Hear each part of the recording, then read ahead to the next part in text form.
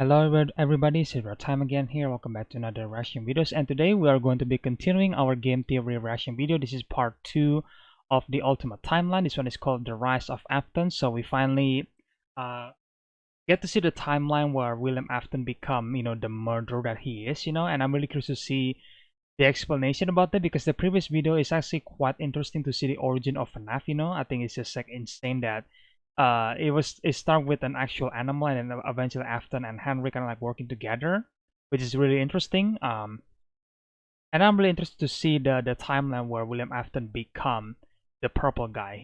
So without further ado, let's start the video, shall we?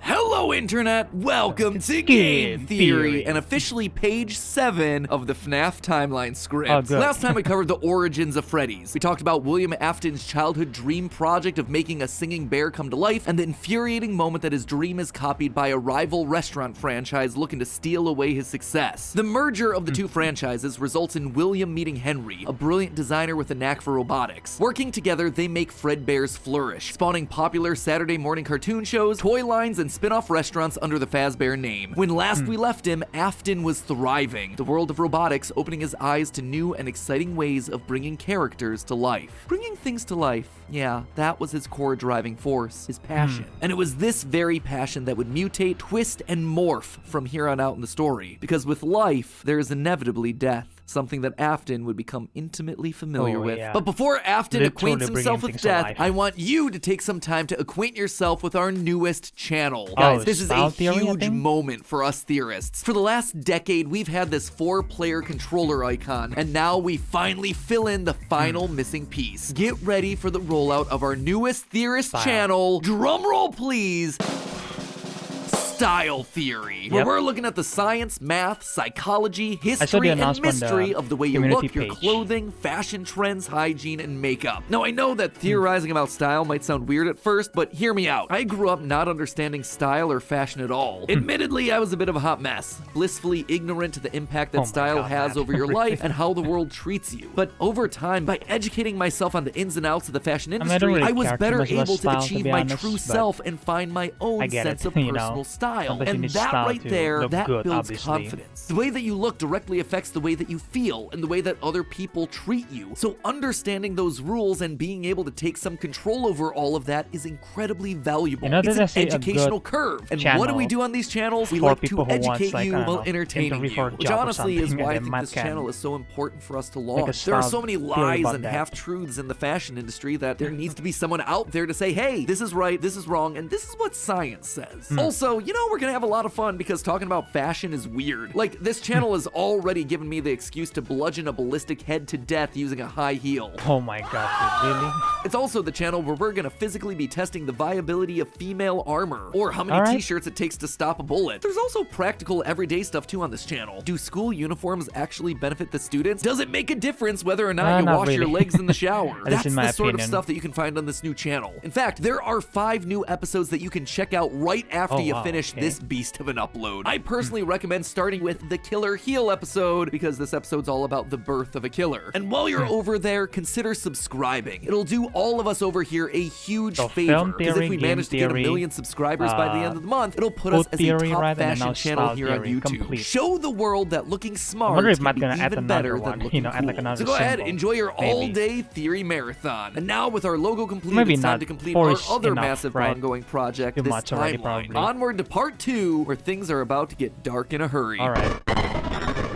The Afton era. 1983. Business was booming with 2 whole restaurant franchises running. Fredbear's Family Diner and the newly opened Freddy Fazbear's Pizza. Together, William and Henry had been able to take the hybrid suit idea and make it into a reality. They called their new invention the Springlock suit. And fittingly enough, it was symbolic of the partnership between these 2 men. A human suit as designed by William that could become a freestanding Henry-style robot. But because it was still new tech with kinks to work out, the rollout was limited. Restricted only to the Fredbear's Family Diner location. all of this meant that William was busier than ever. He didn't have time to be a full-time parent, so he designed a nanny cam system where cameras and speakers were hidden throughout the neighborhood, as well as in his youngest son's favorite toy, Psychic Friend Fredbear. I mean, plushy Fredbear. But since cameras just weren't enough to raise a kid, he also left childcare duties to his eldest son, Michael. There was just one problem with that. Michael was far from the best babysitter. He tormented his younger brother by jump scaring him with a foxy mask and constantly left him behind. William watched all of it from his cameras. Kids would be kids. Tomorrow was another day, after all. Except Michael's torment didn't stop. Bitter, angry thoughts would run through Michael's mind. Why did he have to be the one to take care of this whining crybaby all the time? It just wasn't fair. It was time that he got even with his brother by playing the ultimate prank. A prank that just so happened to be on this crying child's birthday. He and his friends would take his scared little brother and make him do the one thing that he was terrified of doing, getting close to the animatronics. That would be embarrassing for the kid that was such an embarrassment to him. His brother squirmed, screamed, kicked, and fought, but just as they were putting that small, squirming boy up to Fredbear's lips, the mouth snapped shut. The sensitive spring locks inside the body had been triggered by the boy's movements, and they'd immediately clamped down. The wriggling stopped. The boy went limp, but it was just a prank. It was meant to be funny. The boy was taken to the hospital and was immediately given an IV. Flowers and pills filled the nightstand next to his hospital bed, but the damage was too severe. He couldn't recover. As the younger brother's consciousness began to fade, he could hear Michael's last words, a small and flimsy apology. But his father, Williams, through the voice of the Fredbear plush, were a firm and committed promise to a dying son. You're broken. I will put you back together. This would not be the end. No matter what, Williams' son would live again. It would just take time. Time that, right now, he just didn't have. His young son's heart flatlined as the boy faded into the inky unknown of the afterlife. In the aftermath of the tragedy, changes started happening around the restaurants. Kids were now required to wear security wristbands to prevent anyone from getting outside without parental permission. Any kid who approached the exit without permission would have to answer to the security puppet, a marionette on strings that could fly around on rails across the restaurant to stop kids in their tracks. It was William's idea, inspired by Michael constantly leaving the restaurant without his brother. In the wake of Fredbear's spring lock failure, all the hybrid suits were getting retired, locked away at the nearby Freddy Fazbear location. It was yet another tough pill to swallow after all the hard work that he and Henry had put into them. William would eventually bury the boy's small body in a remote location out in the woods right alongside his drive into and out of work every day. The death of this little boy sent the family spiraling. His wife, crippled with grief, was so distraught that all she could do was sit and watch TV. But his son Michael was far worse, complaining of seeing hallucinations of a golden bear standing outside of his window. The boy was so racked with guilt that he was convinced that he was being haunted by the ghost of his brother stuck inside the suit that took his life. The suit's three-toed feet digging into the wet earth. The words, "It's me," ringing through Michael's ears. Some nights, Michael would even go so far as to break out of his room to check the graves. It's so far now that, remember back in the day when we heard the word "it's me,"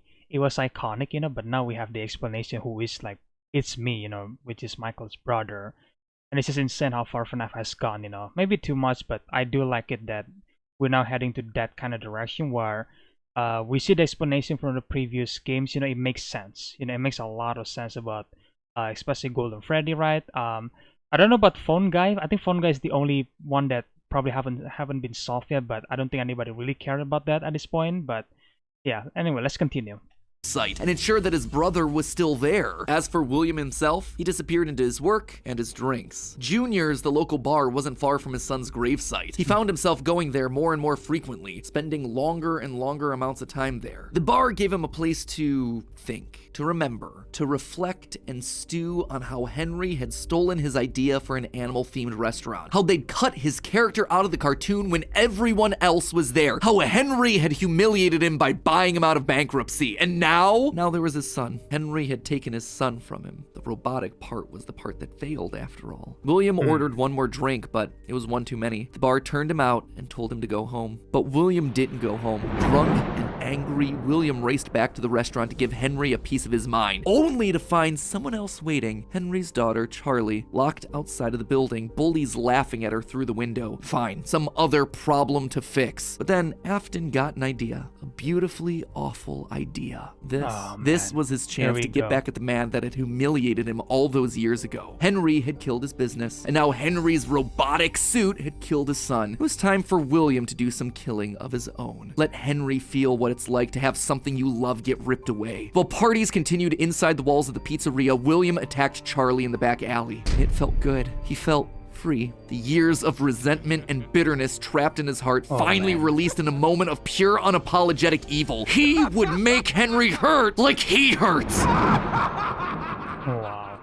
It was a great edit, by the way. William became a killer. He dropped Charlie's lifeless body and drove home, forced to confront his family problems later that night, appalled, but also a little excited by what he had just done. Charlie's death would remain on the books as a random act of violence. And though Henry had suspicions about William, there was no physical evidence, nothing that could link him back to the crime. In the weeks that followed, Fredbear's family diner would close for good. 2 high-profile deaths around the restaurant with 2 grieving owners in such a short period of time was just too much bad press to handle. Besides, Freddy Fazbear's was still open, and it was the newer restaurant anyway. All the equipment from the diner, including the old yellow suits and security puppet, would get retired to that location, and there they would sit for 2 uneventful years. The rest of 1983 and 1984 were spent... I did not expect to see... Sorry, I know I paused a lot, but I did not expect to see Fredbear, Spring Bonnie, and then the puppet together, because again, I'm reacting to a lot of SF FNaF, you know, and every single series that they always treat this tree as like the big tree that has the most power.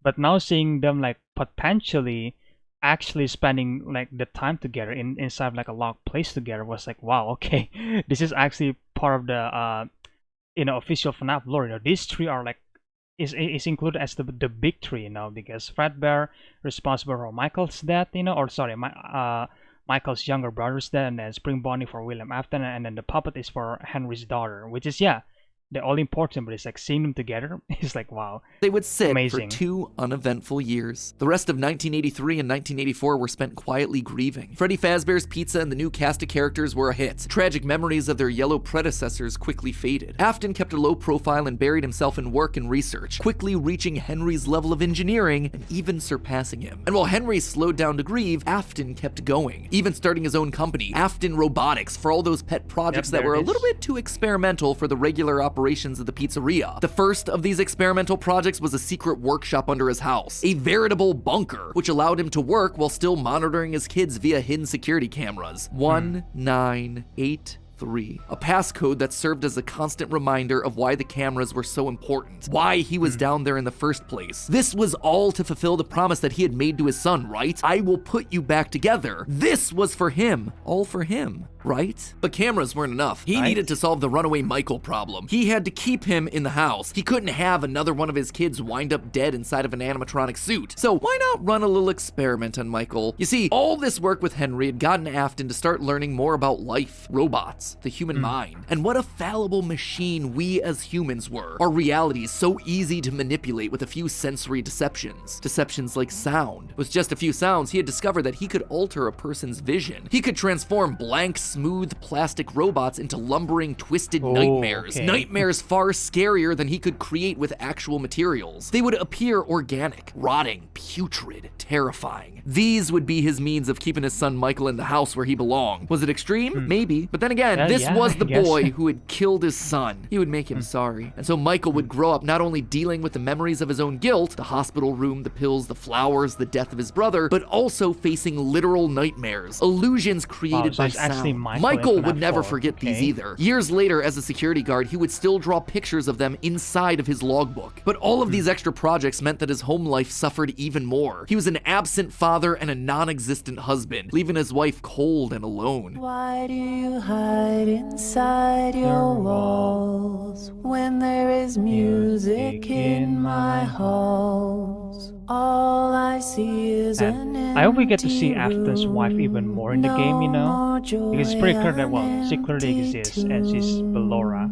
in a way. And despite her repeated demands that he leave his office and engage with the family, he refused time and time again, leaving her no choice but to leave. You burned down my house? You call that a house? It was like a morgue in there. You need to see your son. The baby isn't mine. Well, how's this? Oh my god, I'm even keeping the diamond ring. Vlad the through it all, Vampire there is was actually foreshadowing William Afton. I did not think about that. That was actually quite clever in my lingering feeling. William wasn't done. He had gotten a taste of what it felt like to be unleashed, what it felt like to be free. Charlie's murder had unlocked something in him, and he wanted more. June 26th, 1985. Putting on the golden Bonnie suit, he lured children one by one to the back room of the pizzeria when no one was looking. At first, he was cautious. He would lure them with promises of cake and cookies. He told them that their dog had died. He would ask for help with homework. Susie was the first. You never truly forget your first. I was the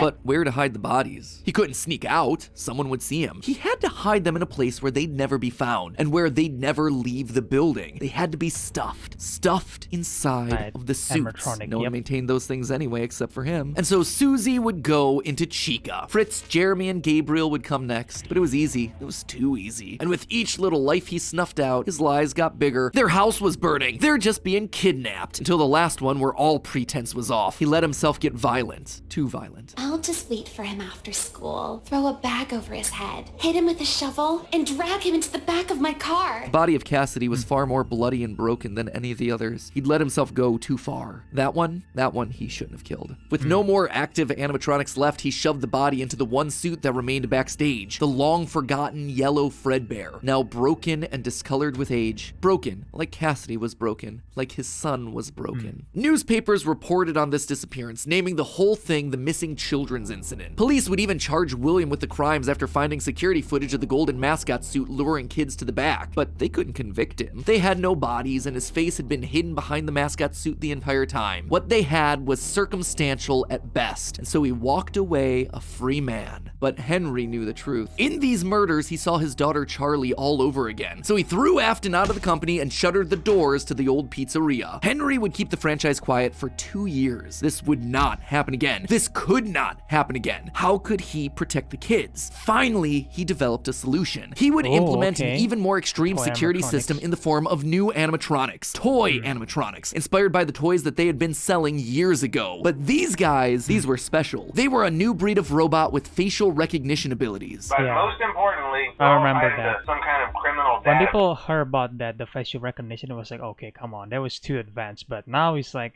with the explanation, it was like, oh, that makes sense. Henry built them. Henry is a genius. You know? So it's like, yeah, back in the day, the technology of FNAF is like far more advanced than before. It's bizarre, but that's how it is. And I do like the explanation. So let's continue.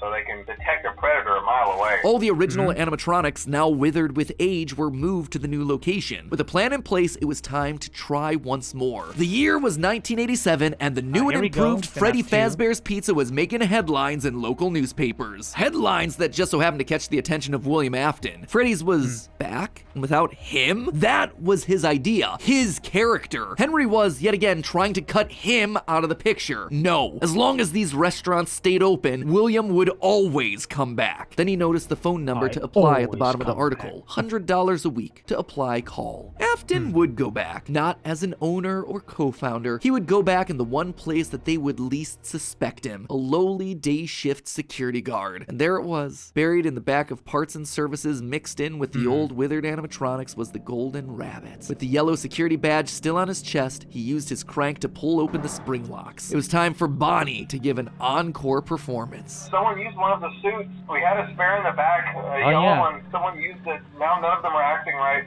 From what I understand, the building is on lockdown. No one is allowed in or out, you know, especially concerning any previous employees. When we get it all sorted out, we may move you to the day shift. A position just became available. 1987, 5 more kids. He didn't know what felt better, getting back into the suit after 2 long years of waiting, or knowing how devastating this would be to Henry the next morning. He didn't even try to hide his crime this time, just meant more blood on Henry's hands. He'd failed to protect the kids again. The restaurant had only been open for a few weeks, but William was sure that this would get it to close. Good, if he couldn't have Freddy's, no one would. Whenever a new pizzeria opened, he would be there. But as he sat in his bunker, something else started to linger in William's mind. He had seen something strange. The old withered animatronics, they had been wandering around the building, spurred on by the puppet. It was almost like those old robots were trying to save the kids. Save them? They couldn't, obviously, but still, how were they moving? It was almost like they had been given life somehow. Did he have something to do with that? Yep. The following day, the news would report a security guard getting bitten by one of the animatronics during the day shift. Was that bite meant for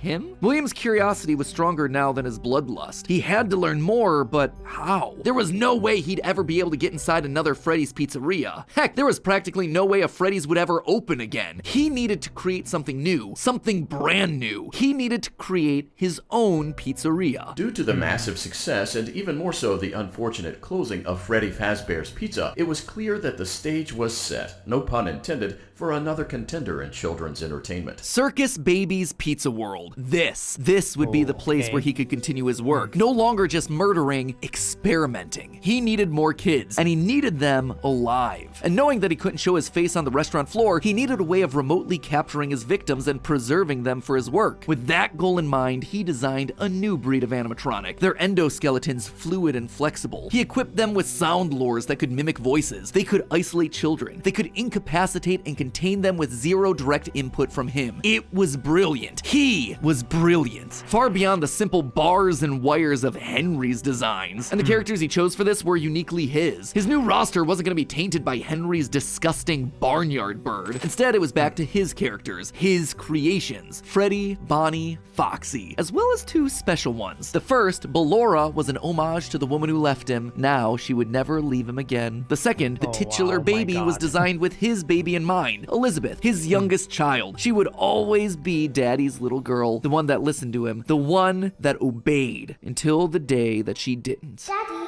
why won't you let me play with her? She's so pretty and shiny. Didn't you make her just for me? The day before Circus Baby's Pizza World opened, she disobeyed. She didn't listen. Left alone with Baby, she got too close. The animatronic ripped in half and swallowed her whole. A scared and confused child fading into eternal darkness. By the time Afton found her, it was too late. She was gone. He immediately canceled the launch of Circus Babies under the guise of a gas leak. But wait, as he sat there at the foot of the stage, he noticed that something was different. The eye color of the robot had changed. Baby had been built with blue eyes, but now they were emerald green, the same color as Elizabeth's. Was she in there? Could this all be connected to the free-moving animatronics that he had seen at Freddy's? He had to know more. His mourning turned to excitement. He had to return to where it all started. 1993. Pathetic. This place was pathetic. Henry had clearly tried to reopen one final time with those old original animatronics from so long ago, but William's damage to the brand had been permanent. These things stank of death. They hadn't been washed in decades. But even if they had, nothing could wash away the stink of murder that haunted these halls. One night, then another, then another. William repeatedly snuck into the old broken restaurant to lure the living animatronics to him, one by one dismantling them, robbing them of their endoskeletons. The metal had to be the secret. It had to contain the remnants of life itself. But he had to know for sure. Leaping out of a room that was invisible to the animatronics programming, he dragged the oversized robotic skeletons back to his underground workshop, back to where Circus Baby watched on with glowing, curious eyes. Eyes that somehow felt alive. Not knowing what else to do, William melted the robotic parts down. 5 animatronic endoskeletons reduced down to one silvery puddle of goo. Could he transfer this living metal to his own creations? He had to try. He picked up a syringe and filled it with the molten metal and injected the goo into Funtime Freddy's twisted, wiry endoskeleton. And suddenly the coils came to life. Like snakes writhing in a pile, what had once been cold, lifeless metal moved and jolted on its own. He'd done it! He had unlocked the secret to life itself. Except something was clearly wrong. The movements were erratic. They were violent, angry. Baby didn't act this way. She had been calm, collected. This was clearly something else, something mindless and frantic. Perhaps by mixing the souls and then portioning them out, he had created incomplete beasts. He would need to keep testing to truly understand it. He needed more of this remnant. As he searched the old pizzeria one more time for any remaining scraps of metal, the ghosts attacked. His past victims come to collect their due, all led by Cassidy. The 5 lined up and blocked the door, and Afton's mind reeled. The scientific implications of this were incredible. Ghosts, real ghosts that he could see, all standing against him. But what could they do? What couldn't they do? He panicked as Cassidy approached. How do you stop something that's already dead? Maybe with the thing that resulted in their death in the first place. He would get into his suit like old times. He would regain his power over them just like the day that they died. He was the genius. He was the one in the suit. He was the one in charge.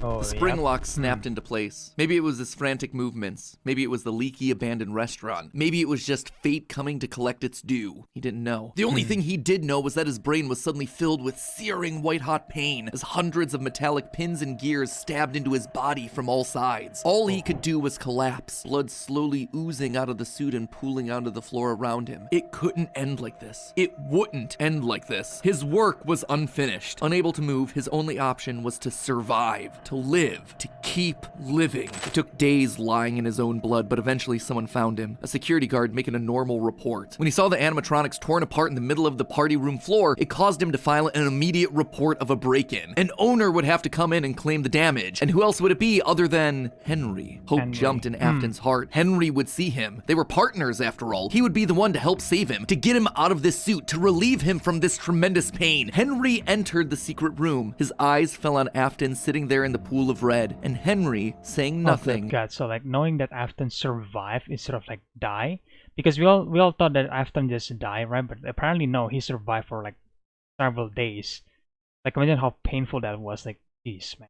Room, his eyes, not to say, I mean, he kind of deserved it, to be honest, fell on Afton sitting there in the pool of red, and Henry, saying nothing, turned and walked away. This is just to inform all employees that due to budget restrictions, the previously mentioned safe rooms are being sealed at most locations, including this one. Nothing is being taken out beforehand, so if you left because anything this is I think the previous recording, right? That this room not be mentioned to family, friends, or insurance representatives. And so there Afton would sit, hanging on for 30 years, trapped behind the walls with an iron will that refused to die. End of this part. I say this part because it's not officially the end of the Afton era just yet, but this just felt like a really solid stopping point, and the episode has gone on forever. Okay, so most of this is things that we already knew, stuff that's been established and re-established time and time again by the games. That said, there are two things that I absolutely have to address. The first and biggest is the placement of sister location, or more specifically, Elizabeth's death. To me, evidence in game seems to suggest that it was meant to come before the crying child's death in 1983. The biggest clue to this is that the crying child saw something. Remember what you saw is the phrase that's repeated over and over again by psychic friend Fredbear, aka William Afton speaking through a walkie-talkie in the Fredbear plushie's stomach. But what did he see? Well, I think we can tell based on how the nightmare animatronics are visualized. They have mouths in their stomachs, just like Baby ripping in half at the waist to swallow a kid. There's also the empty girl's room, one presumably left behind by a dead sister. And lastly, it explains why he's scared, and more specifically, why Afton wants him scared. He needs his kids to stay away from the animatronics. He doesn't want them getting too close, because the last time one of his kids got too close to a robot, his daughter died. That's then why he sets up the nightmares, to scare both Mike and the crying child away from the animatronics from that point forward. That's why books like the Character Encyclopedia outright suggest that we play as the crying child in FNAF 4. That's why he has a nanny cam following the crying child everywhere, so he can keep tabs on his kids when they're out of his sight. He can't let another Elizabeth situation happen. The death of Elizabeth also gives William Afton extra motivation for killing. He's a grieving father. His daughter was taken away from him, so Charlie should die as well. He's lashing out at the world after losing his kids. And again, we know that at least one of his children had to have died prior to Charlie's death, based on the mound of dirt that we see in Midnight Motorist. It also allows circus babies to open and close earlier in the timeline, which is how you wind up with Funtime Foxy appearing as Mangle in the FNAF 2 location. Basically, Elizabeth dying first has everything it needs to fit, except for the most important thing, the murder weapon. Why would Afton be building an animatronic with a giant claw in its stomach so early in the timeline? At this point, he just has no motive. It just doesn't make sense prior to 1983. At this point in the story, he hasn't killed anyone, and we know for a fact that the missing children's incident is 1985. So Elizabeth's death coming before any of those events just doesn't work, hence why I placed it where I did in the narrative timeline. Afton's death here is also a bit tricky. We know that he returned to the FNAF 1 location to break down the original animatronics in order to harvest their remnant. We know that he melts down 5 things to become one thing. Candy Cadet makes that very clear. So the 5 things are the 5 endoskeletons from the various animatronics. That would be totally fine if it weren't for one huge problem. On his 5th visit to the pizzeria, Afton gets spring locked. So either the 5 becoming 1 starts starts in 1993, but then finishes 30 years later when he re-emerges from the wall to add the last endoskeleton to his pile, or he's had himself some reason to return to the original location after harvesting all the stuff that he can. It's not ideal, but it's the one angle that makes the most sense. And with that, this next chapter comes to a close, thereby leaving us with 5 more games to cover and another 40 plus years of Fazbear history to recap. Oh my god. Okay. When you put it that way, something tells me that this might balloon into 4 parts. Ugh, we'll see. Anyway, until then, my Faz heads, congratulations, you've made it through a massive upload. And hey, if you are still looking for more to watch, then check out the other 5. Okay, so I think that's it for this channel, I think, right? The show Wednesday. Yeah, so how many t-shirts does it take to stop your subscription? Tell YouTube that this is a channel that is worth. I really like this theory a lot, you know. I did not expect this connection to Funtime Foxy, that Funtime Foxy will be dismantled to become Mangle, you know, like I never thought about that. That was actually quite amazing to think about. I mean, we all know that you know, Mangle looks like Foxy before, like the female version of Foxy. I always assume it is, you know. But then when Mappat said it was like Funtime Foxy and then like eventually become Mangle, I was like, wow, okay. That honestly explain a lot, I think, in my opinion. And I think it's about this William Afton backstory is actually really cool to see, you know, while Mappa just like breaking down the timeline.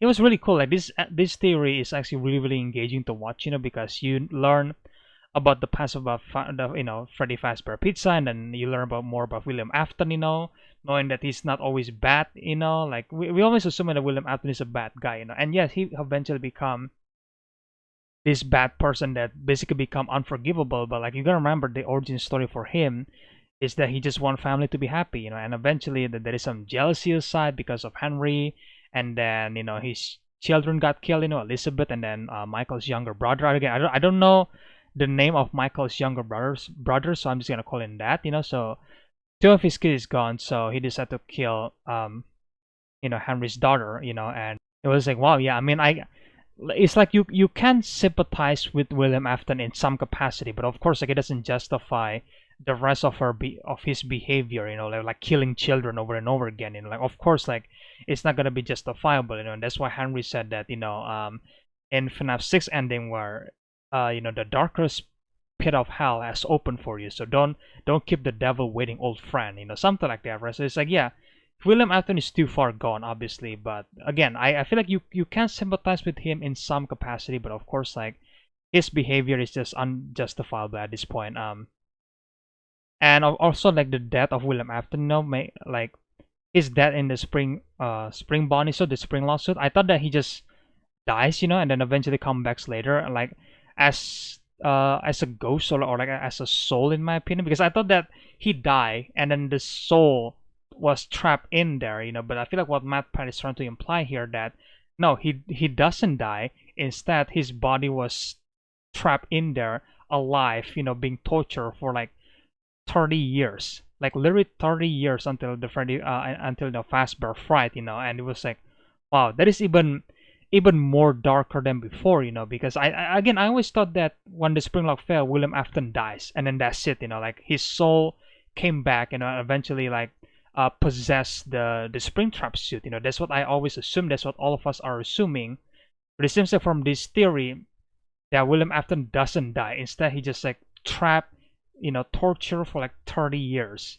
And that's just insane that he was able to survive for 30 years, you know, inside this suit, you know, like rotten, and then eventually coming out in, you know, Fazbear Fright. I was like, wow, dude, wow. That is really dark, you know. But at the same time, I mean, he kind of deserved it, in my opinion, after every horrible things that he does, you know. And yeah, wow. Again, I would say this though, this kind of theories that I've been watching is probably the most engaging so far, you know, because again, we're going back to the past, we're establishing the previous theory from the first 3 games, you know, and then like brought it back together, you know, bring it closer to one ultimate timeline, you know. And it's just like amazing, in my opinion, to see all this old theory, you know, because like you're having this nostalgia before where you guys are making theory about FNaF 1, 2, and 3, and then now to see the full explanation of it, and then to see the whole story is actually connected, you know. And it was just like amazing, you know.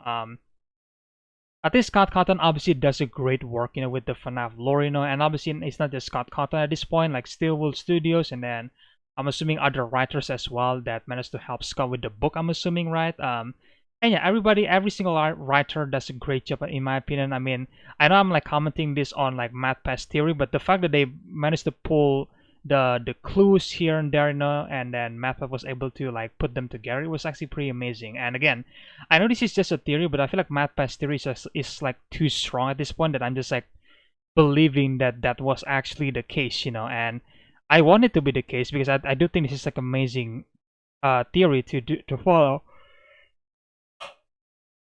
you know, amazing theory to follow, you know. And I just cannot wait to see the future of this maybe 30 years later to see what happens again.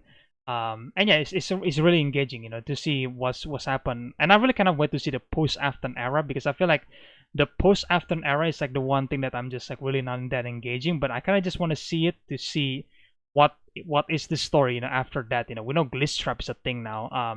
But I got a feeling that maybe I got a feeling that the post Afton era is gonna be my least favorite one, because I feel like that's the recent FNaF game, you know, which is not very good in my opinion. Like I'm enjoying it right now because like it's in the past, you know, like we're still in the old games, you know, everything is connected, you know. So yeah, I guess we'll see. I guess we'll see the full completion of the Afton era, you know. And then we're gonna get to the post Afton era, which we'll see, you know, we'll see what's gonna be the entire storyline. But so far, from what I'm getting from the recent FNaF game, like they're not very exciting in my opinion. Like the idea of like glitch trap and stuff like this, I see, wow, okay, getting really out there. But at the same time, you got goose, you know, or you got fast goo that basically contains soul and remnants, which is already like super out there. But at least it's still connected to the previous games, you know, and it makes sense, you know. So that's why I'm like, okay, right now the fast goo stuff is ridiculous, but at least it makes sense, you know. So I'm glad for that. But the post Afton era with the Matrix style of William Afton, I was like, okay, I guess we'll see what MathPad has to explain about the post Afton era. But yeah, I got a feeling that's gonna be my least favorite one. But again, it's just my feeling. So who knows? Maybe when the video actually came out, maybe 2 weeks from now, because I think it's gonna be split into 4 parts, maybe. So we'll see about that. Maybe I turn my mind around then. So we'll see. So yeah, I'm gonna leave a question to you guys. You know, what do you guys think about this theory right here? You know, do you guys actually sympathize with William Afton? You know, I still think he deserved what happens to him. You know, but that's just me. So let me know about that in the comment section below.